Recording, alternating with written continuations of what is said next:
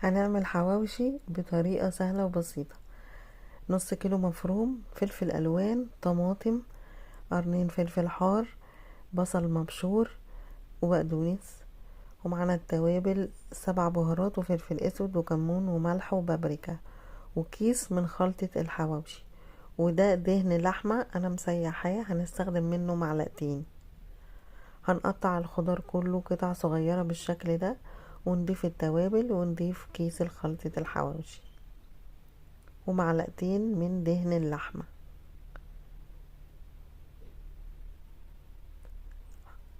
هنقلب المكونات كلها مع بعض لغاية ما نحصل على عجينة موحدة اللون زي ما احنا شايفين كده. هنقسمها كرات على عدد الأرغفة اللي عندنا، وندهن الصينية زبدة او دهن لحمة او زيت زي ما انت عاوزة، ونفرد الكورة في قلب الأرغفة ونرصها وتحت الشواية في الفرن لغاية ما يتلون الوجه، وبعدين نقلب على الوجه التاني وهيدينا احلى حواوشي ومقرمش ولونه ذهبي.